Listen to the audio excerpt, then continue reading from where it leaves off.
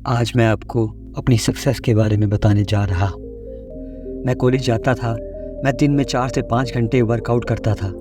मैंने अपने स्ट्रगलिंग दिनों में कंस्ट्रक्शन कंपनी में भी काम किया, क्योंकि उन दिनों बॉडी बिल्डिंग में पैसा नहीं होता था और मेरे पास ना ही फूड सप्लीमेंट्स खरीदने के लिए पैसे होते थे। इसलिए मुझे कंस्ट्रक्शन कंपनी में काम करना पड़ा। मैं नाइट्स में 8 से लेकर 12 बजे तक एक्टिंग क्लासेस भी लेता था, लेकिन मैंने कभी भी 1 मिनट निकाल के आराम करने का बहाना नहीं बनाया। इसलिए आज मैं इस मुकाम पर हूँ। मैंने 20 साल की उम्र में लंदन में मिस्टर यूनिवर्स का खिताब जीता, वो भी as a youngest contestant of Mister Universe. और ये सब मैं अचीव इसलिए कर पाया हूँ क्योंकि मेरा एक गोल था, एक विज़न था। अगर तुम्हारे पास एक गोल नहीं है तो तुम्हें कभी पता नहीं चलेगा कि तुम्हें आखिर करना क्या है। तुम भटकते रहोगे और कभी समझ नहीं पाओगे कि तुम करना क्या चाहते हो। एक सर्वे के मुताबिक अमेरिका के 74% लोगों को अपनी नौकरी पसंद ही नहीं है, क्योंकि वो जॉब इसलिए नहीं कर रहे हैं क्योंकि वो उनकी ड्रीम जॉब है या उस जॉब तक वो अपने पैशन को फॉलो करते हुए आए हैं। नहीं, बल्कि वो बिना किसी गोल के, बिना किसी पैशन के घूम रहे थे। उन्हें यहाँ वहाँ कहीं पे बहुत जॉब ओपनिंग्स दिखाई दी तो उन्हें लगा कि चलो अप्लाई कर देते हैं, और उन्हें जॉब मिल भी गई। क्योंकि बिल्स पे करने के लिए काम तो करना ही पड़ता है, लेकिन जब काम करना शुरू किया तो उनके लिए यह एक बोरिंग रूटीन बन गया। मज़ा नहीं आ रहा था। अब क्या करेंगे ये लोग? सोच कर देखो कि सिर्फ 26% लोग अपने काम को पसंद करते हैं और पूरे दिल से उस काम को कर रहे हैं। सिर्फ 26%। लोग मुझसे कई बार पूछते थे कि जब मैं जिम में घंटों तक वर्कआउट करता था तो वो कहते थे कि आप तो 5-5, 6-6 घंटे वर्कआउट करते हैं, मगर आपके चेहरे पर हमेशा एक अलग सी स्माइल दिखाई देती है।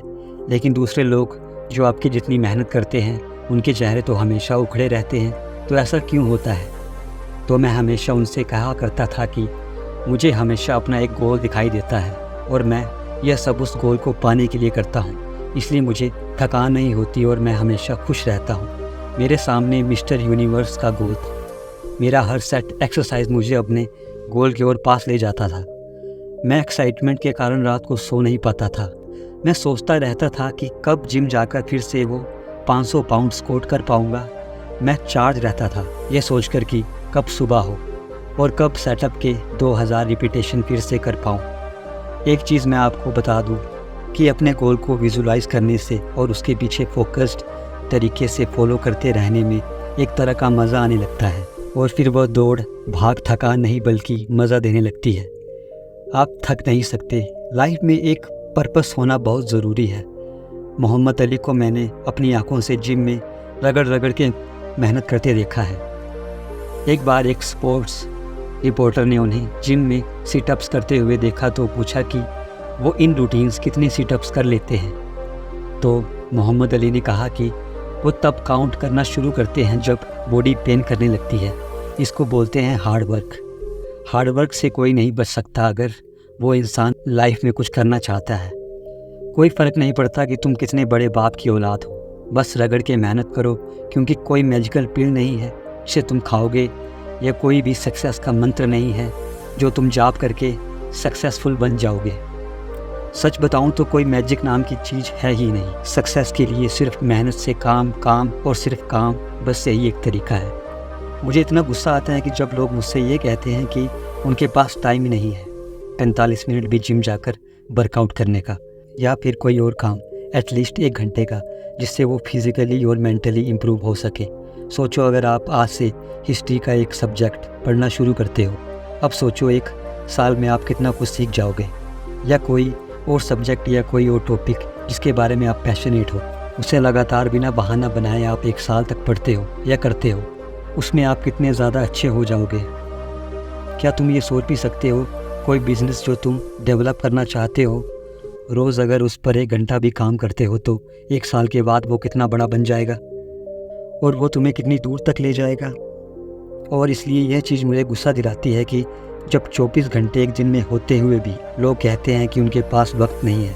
अगर 8 घंटे आप सोते हो, 10 घंटे आप जॉब या कोई और काम करते हो, 4-5 घंटे फिर भी आपके पास बचते हैं, क्या करते हो उस टाइम में? लोगों से मिलते हो, खाना खाते हो, एंटरटेनमेंट या कुछ और। पर ये तुम्हें साफ साफ समझ में आ रहा होगा कि कितना सारा टाइम एक साल में हमारे पास निकल कर आता है। अगर हम ये सारा टाइम ऐड करके देखें, अगर तुम अपना टाइम ऑर्गेनाइज़ करके अपने काम को ऑर्गेनाइज़ करके देखो तो ये कितना सही है। मुझे नफ़रत है सिर्फ प्लान बी से। मैं बताता हूँ क्योंकि हमारे पास में काम करने वाले कम हैं और डाउट करने वाले ज़्यादा हैं, लेकिन वो प्रॉब्लम नहीं है। ऐसे डाउट करने वाले और हमारे कॉन्फिडेंस को तोड़ने वाले लोग हमारी लाइफ में हर स्टेज पर मिलेंगे। उन्हें कैसे हैंडल करना है वो हमें अच्छी तरह से आता है, पर मुश्किल तब आती है जब हम खुद पर डाउट करने लगते हैं और हमें प्लान बी की ज़रूरत फील होने लगती है। ये चीज़ सबसे डेंजरस है, सेल्फ डाउट। बिकॉज़ अब तुम ये कह रहे हो कि अगर मेरा प्लान ए वर्क नहीं करेगा तो मेरे पास बैकअप के लिए प्लान बी होना चाहिए, और मेरे पास है। मतलब जैसे ही तुमने प्लान बी के बारे में सोचना शुरू किया, तुम्हारी एनर्जी, तुम्हारा अटेंशन चला गया प्लान बी की तरफ, और ये क्राइम है। अगर तुम प्लान ए को करते हुए या करने से पहले ही प्लान बी के बारे में सोच रहे हो, क्योंकि एक प्लान में तुमने 100% दिया ही नहीं है, तो प्लान ए तो फेल होगा ही। एक बात आज सीख लो कि जब हम बिना किसी सेफ्टी नेट के खेलते हैं तो ज़्यादा अच्छा परफॉर्म कर पाते हैं। एक प्रोडक्टिव प्रेशर हमारे पास होता है जो हमें अपना 100% देने पर मजबूर करता है। तो अगर तुम्हारे पास प्लान बी है तो खुश मत हो कि अगर प्लान ए फेल हो जाता है तो मैं सेफ़ हूँ, क्योंकि मेरे पास प्लान बी है, मैं फिर से शुरू कर दूँगा। ये कोई अच्छी बात नहीं है।